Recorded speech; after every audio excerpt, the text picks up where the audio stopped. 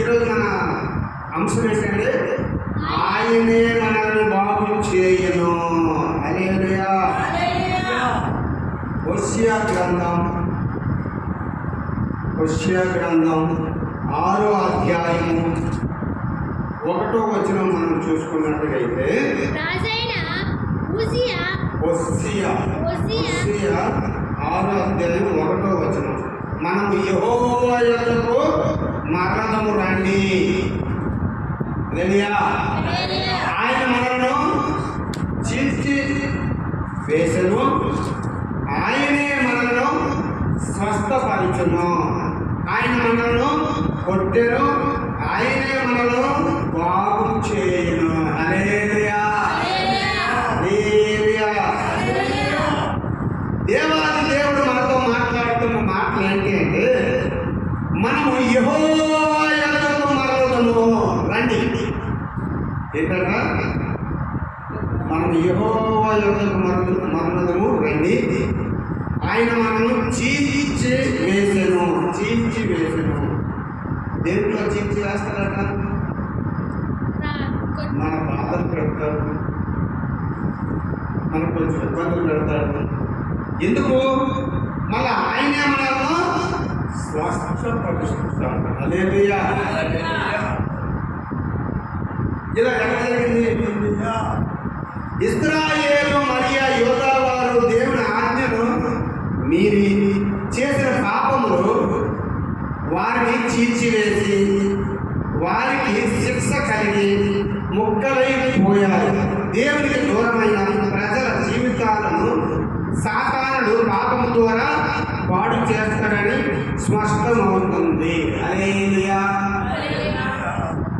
ఇశ్రాయేలు ప్రజలమైన మనం ఎవరండి? ఇశ్రాయేలు ప్రజలమే. హల్లెలూయా. ఇశ్రాయేలు ప్రజలమైన మనం ఈరోజు మనం ఇలా ఉన్నామంటే దానికి కారణం దేవుడే. ఇశ్రాయేలు ప్రజలమైన మనల్ని మనం త్రోవ తప్పిపోతుంటే ఆయన నలగొడుతుంటాడు, త్రోవ తప్పిపోతుంటే నలగొడుతుంటాడు. మళ్ళా యేసయ్యా నాకు ఈ బాధలు తీసివేయ్యా, నాకు ఈ వ్యాధి తీసివేయ్యా, మళ్ళీ నువ్వు ఎప్పుడైతే ఆయన పాదాల చెంతకెళ్ళి ఆయన పాదాలు పట్టుకుంటావో అప్పుడు మళ్ళా నీకు దేవుడు ఏమంటున్నాడు? స్వస్థపరుస్తాను అంటున్నాడు. ఆయన మనల్ని కొట్టెను, ఆయన మనం ఏం చేస్తాక నలకు కొడతారు, చిదకు కొడతారు. ఎలా నలకు కొడతారంటే, మనుషులు కొడితే అది మామూలు ఉండదు, అదే దేవుడు కొడితే అది మామూలు ఉండదు. హల్లెలూయా. ఆయన మనల్ని కొట్టెను, మరి ఆయన మనల్ని బాగు చేయను. హల్లెలూయా. ఆయన మనల్ని మళ్ళా బాగు చేస్తాడు.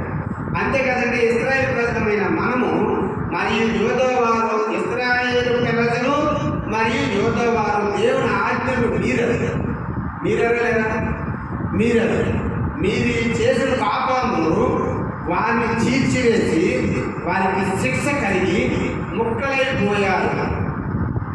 దేవునికి దూరమైన ప్రజలు జీవితాలను సాతానుడు పాపం ద్వారా పాడు చేస్తాడని స్పష్టమవుతుంది. ఇశ్రాయేలు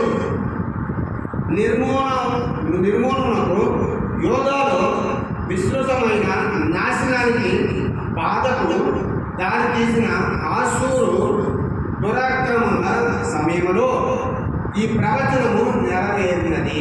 హల్లెలూయా. అయితే వారు దేవుని నుండి దొరికిపోయిన తరువాత కొంతకాలానికి వారిలో కలిగే పశ్చాత్తాపం, దేవుని ఎడల కలిగిన నమ్మకాన్ని బట్టి దేవుడు వారిని కరుణిస్తాడని, తిరిగి వారిని బాగు చేస్తాడని హోషేయ ప్రవచిస్తున్నాడు. హల్లెలూయా. హోషేయ ప్రవచించుచున్నాడు. హోషేయ ప్రవచించుచున్నాడు అంటే ఎక్కడ ప్రవచించుచున్నాడు? హోషేయ 6వ అధ్యాయం 1వ వచనంలో ఆయన ప్రవచించుచున్నాడు. మనము యెహోవా యొద్దకు మరలుదము రండి, ఆయన మనల్ని చీల్చివేసెను, ఆయనే మనల్ని స్వస్థపరచును, ఆయన మనల్ని కొట్టెను, ఆయనే మనల్ని బాగు చేయును. హల్లెలూయా.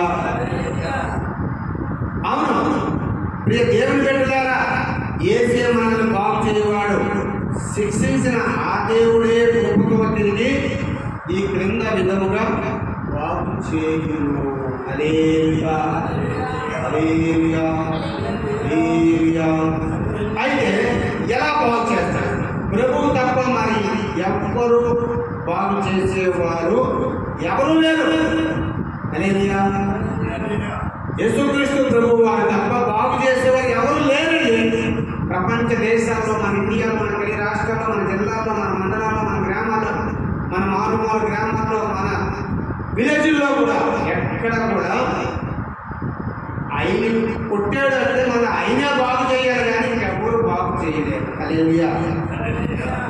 దానికి ఉదాహరణ తీసుకున్నట్లయితే ద్వితీయోపదేశ కాండము, హల్లెలూయా, ద్వితీయోపదేశ కాండము 32 అధ్యాయము తీసారండి. 39వ వచనం.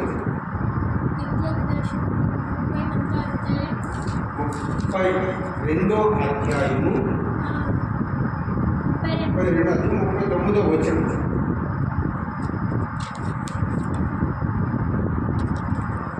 ఇదిగో నేనే దేవుడును, నేను తప్ప వేరొక దేవుడు లేడు. మృతి నొందొచ్చు వాడును, బ్రతికించు వాడును నేనే. గాయపరచువాడును స్వస్థపరచువాడును నేనే. నా చేతిలో నుండి విడిపించువాడును లేడు. నా చేతిలో నుంచి విడిపించిన వాడు ఎవడునో లేడు. హల్లెలూయా. యేసుక్రీస్తు ప్రభువు వారు శాంతమూర్తి, ప్రేమమూర్తి, దయగల దేవుడు. అలాంటి దేవుడు నిన్ను సృష్టించాడు. మళ్ళా నువ్వు బాగుపడాలి అంటే, మళ్ళా నువ్వు తిరిగి